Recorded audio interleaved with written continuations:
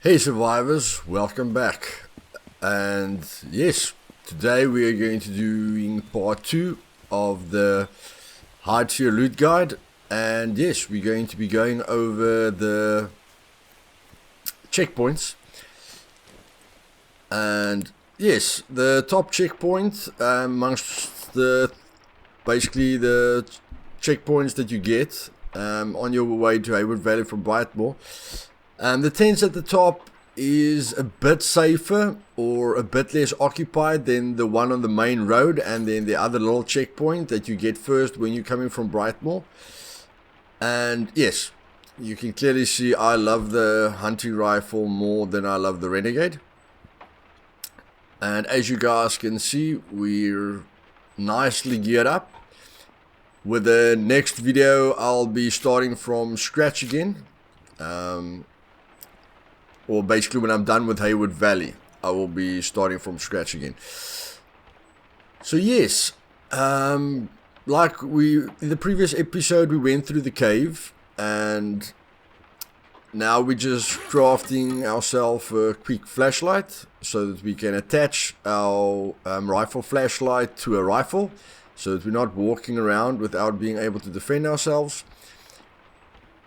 And yes, the two tents at the top, very nice. I found a M249 on the desk on my left with rounds, so that was epic. So yes, right here is a M249 spawn if you're very lucky. Of course, the percentage rate of its spawning is very low, but basically just giving you an idea, you can get great loot in this area. At the moment it's quite quiet, but it's basically the same as the checkpoint near Woodhaven. Basically the same setup, two tents. And yes, when the two tents are together, even at the loot point that we're going to reach now at the bridge, your chances again are about 7 out of 10 times you're not going to be extremely happy, but 3 out of 10 times you will be very happy. And then there's of course that one time where you can just find an epic gun and yes, be extremely happy that you got there at the right time. So yes, in the next episode we're going to be covering Haywood Valley. Okay, so if you're interested in that, just click the bell button, because I will be uploading three videos this weekend to get us to the end of the series as quickly as possible and start having some fun. But yes, nothing special about the area, except of course for the high tier loot, and of course the danger factor is quite high. You have to be very risky to come here naked. Okay, that is one of the reasons that I don't come here naked, because I can still show you the loot that you can get. But yeah, I don't want to die and then walk all the way back. So yeah, just covering myself, and that's why I put the flashlight on the rifle, so that if I run into someone I can defend myself. When you're done with that, you're just going down the hill, and then you will be entering, in my opinion, the most dangerous checkpoint there is. If you go right down the road towards Brightmoor, you'll get another small checkpoint, which is also dangerous but not that populated. But this checkpoint here is definitely the most dangerous checkpoint you can come to. On full servers you normally get a lot of bases that's built around this checkpoint. And yes, looking at it, and you guys can decide for yourselves as well, I've done the first radiation zone, and of course it's not easy being in a radiation zone, so there's no one really camping a radiation zone. So in my opinion, coming here is basically just for PvP. Okay, because if you're looking for guns, then you can use the smaller checkpoint at Brightmoor. And of course you can use the smaller checkpoint up the hill that we were at first. And we can use the radiation zone, okay, which is 3 points, which are very close to one another. And then if we're at the Woodhaven checkpoint, then it is not that far to get to the other major radiation zone, which we will be covering after we do Haywood Valley. So, yes, I still come here, but again, the scaffolding really, really is a dangerous zone. And when I compare the loot that I get on this scaffolding, right above the breach, to the risk, I'm not very happy. It's quite risky, and of course, there's, if you look down at the road, there's an uphill on both sides and a lot of bushes. Okay, and I mean, you can run around here and maybe not stand still, but you can see while I am looking, I'm running in a straight line. So if anyone in the bush right in front of me or behind me can get a clear headshot on me. And unfortunately, there are snipers that love to do that.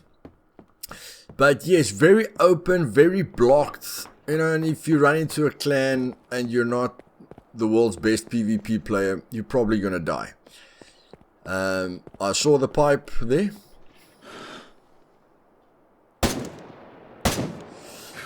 Just sorting out the spider mutant, guys. If you've got bullets, okay, you don't need to fear the mutants. These two tents are a bit better. I always search the mutants for guides and something special.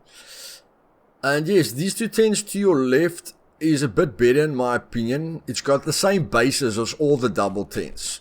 Okay, so yes, same percentage rate that you'll be happy, but there's a lot of cover for me. If anyone rushes me, I've got the tent as cover. Not really this tent. This tent, if somebody rushes me, I can basically, just know where he's coming from.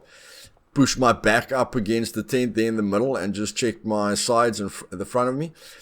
But if you're going to the other tent, there's lockers that you can use as cover as well in third person, okay? Which is a defensive mechanism. And then there's bushes all around you, so there is time to get away. Of course, there's a big hill to my left right at the moment. A big hill that goes up to Clyde Hill. And you do get a lot of snipers there. But yes, for me, much better looting this area and just getting out of the area as quickly as possible. If you don't want to be a sitting target. Because unfortunately, if you're going to run into a clan on the bridge, you're basically going to be a sitting target. And yes, you've just got constant cover here. Like we're staying outside, just checking the vehicles, and we've got cover all around us. So if anyone shoots us, it will be quite easy to know where he's shooting from. And of course, if we run in here, as you can see, we've got the lockers. If we go to the right here behind the locker, the guy hasn't got a lot of points, of view on us. And yes, in my personal opinion, if you're new to the game and you're on a populated server, I wouldn't really focus the bridge itself. And like I said, the Woodhaven checkpoint, the cave, which can give you good weapons as well, and the double tents at the top of the hill where we were just now, and these two double tents. Okay, there's no need to walk onto the bridge, but you can still get a lot of great loot. Now, yes, you can go to Woodhaven, you can go back to the bridge, because the loot respawns every 15 minutes. So, if you're in a low pop server, you can always backtrack. But we went through Clyde Hill at the top, and what I basically like to do is from Clyde Hill, I just want to take a direct 45-degree line to Orchid Dam. And that's going to be almost our last section on our way to Hayward. We're going to use the satellites at the top of the dam for navigation to get the quickest route to Hayward Valley itself. But yes, you just want to stick to the side. Don't follow the road. It's going to take you a bit longer. Just take a direct route. And yes, you can even go a bit more left to stay in cover before you want to see what's on the bridge. But I basically just take a direct route. Nobody can really see me coming from a distance. And yes, the bridge, you can tell me, is basically just like the bridge at Brightmoor. But again, the bridge has got quite a few escape routes and of course a lot of cover as well. Okay. So again, you've got the two the scaffolding, but the only way you have to worry is people are coming from the other side of the bridge, where you can see them coming you back off, and then now to our right on this hill, which we're gonna head to at the end of looting this area. There's a hill there, and the guys that camp on that hill can look into the towers that you have to climb. There's 2 towers on the bridge that you have to climb to see what's on top. People have told me they found sniper rifles and stuff like that there, guys, but personally, in my opinion, if you want to loot quickly and you want to make your chances of dying small, you know, don't go on to the 2 towers.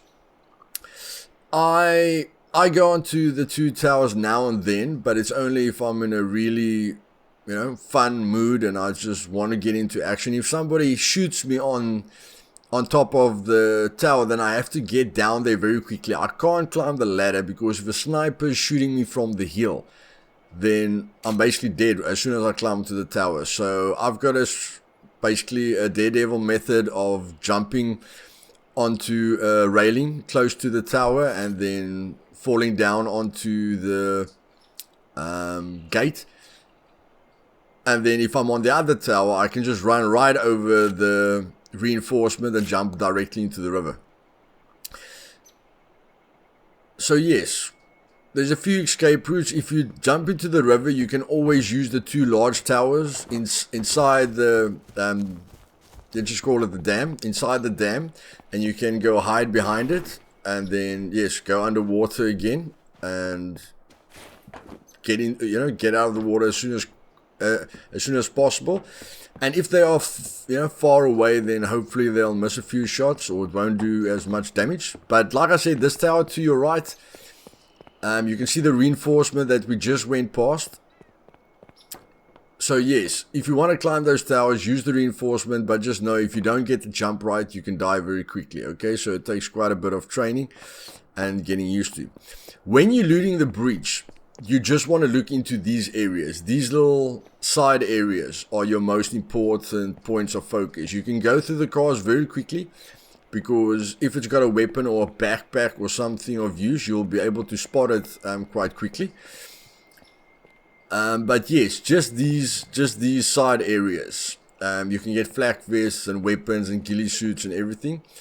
And then you want to just scan the forklift as well as quickly as possible. So those side areas, in my opinion, are the areas that gives you the highest loot. And of course, these 2 towers are also an area that gives you good loot. And the positive thing about the 2 towers is that it's protected. So even if you come out of the tower, you know, and you're in trouble, then you can basically just hold up here. Okay, if you're extremely scared and you don't want to die, you can just go down the ladder, you know, and exit out of the game. Not that I encourage that at all. Remember, I'm all about living yourself into the game and making it as realistic as possible for yourself. But yes, it is an option. Now, because I don't want to waste time, I've taught myself just to run at an angle and fall into the water. The only place I really waste time is getting onto this level here. Sometimes it's difficult with the jumping. A lot of the times I get it right first time, but as you can see here, wasting quite a bit of time getting on there. But there below here is always a weapon. So in both towers, you'll always get a weapon spawn right there at the bottom. These 3 blue boxes gives you food that I just jumped over. And of course, yes, we're just wasting 1 trip with a ladder. So the trip is much quicker if you're not, you know, drowning there at the bottom like I just did.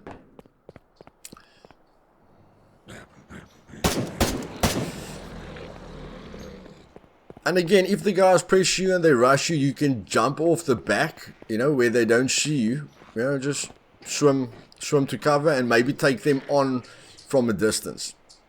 You know, if you don't want to take a stand in the tower itself.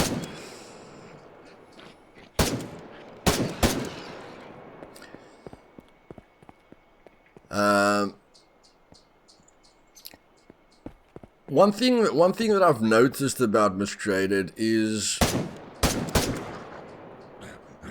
the adrenaline rush is very exciting. Like every time I get into a PvP situation, it's a thrill, a positive thrill. and the rest of the time I'm very relaxed. And one thing that I've seen is when you get into other games, especially competitive games where it's dependent on your team, for instance, say Dota or Rust, where you have to have a clan, or League of Legends. I'm getting a bit interested into League of Legends, but that's just because my son is quite good at it. But yeah, I just love playing around with it. But since I've hit ranked, there's a lot of frustration with a teammate. So my point being that there's a lot of games that frustrates us even more, okay? And we don't need extra frustration because, you know, in our daily lives, we go through enough frustration and things like that. So one very positive thing for me about Miscreated is doesn't matter what other games I play, which if they aren't single player games or the game doesn't just depend on me, then normally there are times when I get very frustrated and tilted and stuff like that. But that is the reason why I always come back to Miscreated, because of how peaceful it is. Okay, some people call survival games a running simulator, but the reason I love playing this game is because I can relax and enjoy myself and, you know, just live myself into another world and do some role playing. Whereas with other games that are very competitive, you tend to stress a lot, build up arguments with your friends. And one thing I know is that the fights that I've had with clans on Miscreated, I can't remember any toxic moments. Okay, so even if your team dies, it's still a lot of fun. Okay, everyone tried their best. Everyone is on their own. Yes, you can coordinate with one another in a fight, but basically everyone knows one headshot and you're dead. Okay, so nobody's gonna rage at you, but it's still gonna be a heck of a lot of fun and a major thrill, which I love. Okay, so yeah, just thought I'd mention that if there are any people that has played Dota or League or Rust or other games like that, you'll know what I'm talking about. But yes, nice stun button there. So the only cars that you really have to look through are the cars that have these bushes growing through them. And again, like I said, if you want to take this ladder that is up here, then you're going to use the reinforcement right above us now and just run over the reinforcement and dive into the river. But as you can see, I'm checking the side areas a lot. I have found really great loot in those little side blocks. And yes, like I've said in previous videos, guys, the biggest frustration you'll have is having ammo for guns that you do not own. And prioritizing ammo is very, very important. Okay, I'm just showing you guys the ammo that I've got. But I don't need a 10mm ammo because I'm not going to use a 10mm gun. Okay, even an MP5. I've got an 80 and a sniper rifle. Okay, I'm not going to use an MP5. So try and figure out beforehand what guns are your favorite and what kind of playing style is your favorite playing style. You know, and then decide on which ammo you want to prioritize. Okay, if you're new, just prioritize a shotgun because you can always get good ammunition for it. 80s and any gun that takes 5.56 ammo is a good choice. And then of course most of the sniper rifles are good decisions as well because you can get ammo easily. But if you're looking at the other fancier guns like the P90 and, you know, the MP5 and various other weapons, then you're going to be struggling to find the right magazines and, you know, the right ammo or the gun. So yes, late in the game you can always start exploring, and my fastest route out of here is basically into the river. And the reason I dive into the river is not to waste any time. I just want to get to the water as soon as possible and get out of sight as soon as possible. Like you can see, there's bushes beside me, so I've always used this to get to the water source as quickly as possible, and then just use these bushes to my right as cover and just see from a good vantage point, you know, if anyone's coming onto the bridge. And of course, yeah, if it's one or two guys, you know, it's always a good time for a fight. So I basically just climb up there for a good vantage point. Now, you can see I was on the other side of the bridge, so I came back over the bridge, and now I'm going up the hill right to the 2 satellites. Now, the 2 satellites is a great looting spot. You can loot the 2 satellites, you can loot inside the building over there. A lot of the times you'll encounter a spider mutant and some mutants here. And of course, there's a nice hidden away amalgamated kiosk there. You know, if you've got some great stuff in you that you just want to put in a kiosk and you don't want to use the kiosks that's in a populated area. And then basically there's the 2 satellites that we were at. We ran across the road to the single satellite. And as soon as you're at the single satellite, you will be able to see Hayward Valley. So yes, from Orchid Dam, it's really easy and quick to get to Hayward Valley, and we're basically just going to follow the right path. So yes guys, didn't get very technical. I mean, that's what the first episodes are there for. Gave you a look at the kind of loot that you can get. I must say overall the loot wasn't great at all. I mean, probably a 30% success rate there, where most of the time you're probably going to sit with a 50 to 60% success rate. But if you like this video, click the like button. If you're new, subscribe. And see you later, guys. 2 more videos coming up. Cheers. Have fun.